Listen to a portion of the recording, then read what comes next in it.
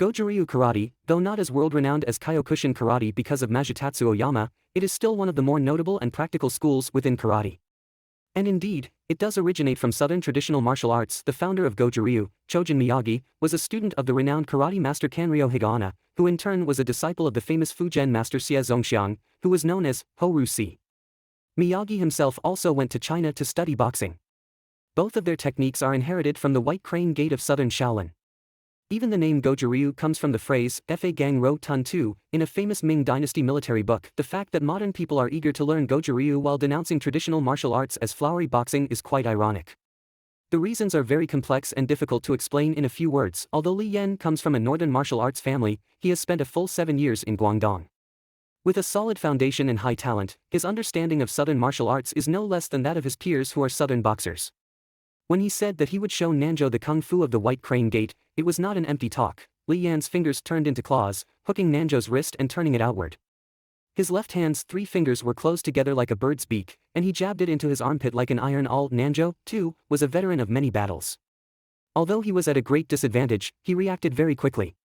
At this moment, he did not attempt to increase the distance, but rather, bearing the pain in his right arm as if it had been jabbed with a steel nail, he lunged into Li Yan's arms, his right hand wrapped around Li Yan's waist like a steel whip, and he tried to bite Li Yan's ear in a street fight. If they lacked experience in close combat, even veteran martial artists who were technically superior to Li Yan might easily have their situation turned around by such a beast-like tear and bite. Unfortunately, Li Yan, who was only 25 years old, had a combat experience that was jaw-dropping. He had the nickname of Hejian Thin Tiger. These 4 words were written with blood by Li Yan's fists and kicks. The moment Nanzhou's arm touched Li Yan's waist, Li Yan's right elbow had already brutally hit Nanzhou's face, making a dull thud, blood mixed with sweat splashed out, and 2 broken teeth spun in the air and flew out of the ring. Nanzhou was stunned by the head-on elbow strike, and Li Yan's hands, like arrows, slammed hard into his opponent. The audience under the ring clearly saw that only Nanzhou's heels were touching the ground. His whole body seemed to have been broken in half, like a shattered doll, under the onslaught of Li Yan's fists. The double insert arrow of the crane fist. Single chop fight. Left and right chop palm, double snake spit letter. Tug hammer. Crane top. All of these were poured onto Nanzhou's body. Large patches of blood seeped through, and the fierce punches almost shattered Nanzhou. Silk. The gamblers were dumbfounded, their throats seemed to be choked, and their wide eyes stared unblinkingly at the body of Nanzhou, which was quickly soaked in blood. They were completely oblivious to the cigars in their mouths that were about to burn out. It took 3 full breaths for Nanzhou to finally fall to the ground with a thud. Large patches of blood soaked through, and waves of bloody foam spurted out from his mouth and nose. After a while, he stopped convulsing, the entire room fell silent. Li Yan straightened up, and blood dripped from his fingers onto the ring.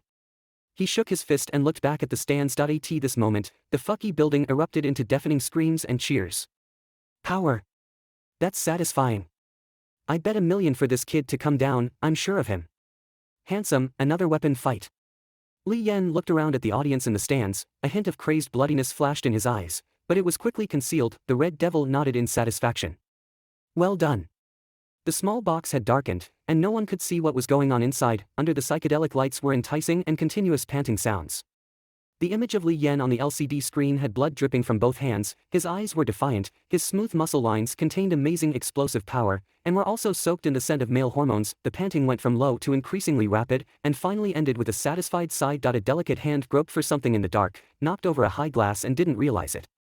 After a while, it found an open bottle of champagne. Judy's face was flushed, her sleek collarbone was drenched with sweat, she picked up the bottle and drizzled it over herself. It took a long time for her to recover from the afterglow. She turned over, propped herself up on her arm and looked at Li Yan on the screen. Her charming face was full of changing expressions, and the corners of her mouth curled up. What's the big deal that requires Mr. Li to take action? The executive committee member of Kowloon Walled City and the commander of the Dragon City security team, Si Lijing, brewed a cup of tea and handed it to an old man with half-white hair and a serious demeanor. Li Yaoguang, the total detective of the Hong Kong police force, has the reputation of being a white-haired detective. Mr. C, I'll be frank, I need to mobilize the Flying Tigers to handle a case in Dragon City. Si Lijing shrugged. When did the Hong Kong police have to report to the committee to handle a case? It's up to Mr. Li.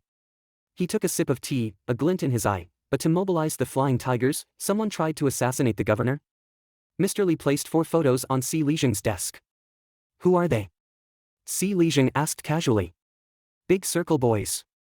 Si Lijing's brow furrowed, as if he had been scalded by the tea. This leader is called Adong, he has a criminal record. The other 3 are his fellow villagers. 4 days ago, they robbed more than 4.6 million Hong Kong dollars and jewelry worth about 20 million from the Fongbao Bank, as well as a batch of antiques. They killed 5 security personnel during the process. These people are accurate with their guns and bold, making them difficult to deal with. When the police force rounded them up, one of them was shot. Although most of the property was recovered in the end, the whereabouts of the antiques are unknown. We have sealed off Tseung Kwan O and Kun Tong. We have checked all the hospitals in Hong Kong and have not found their whereabouts. With that, Mr. Lee took out another photo, which showed a middle-aged man with a receding hairline.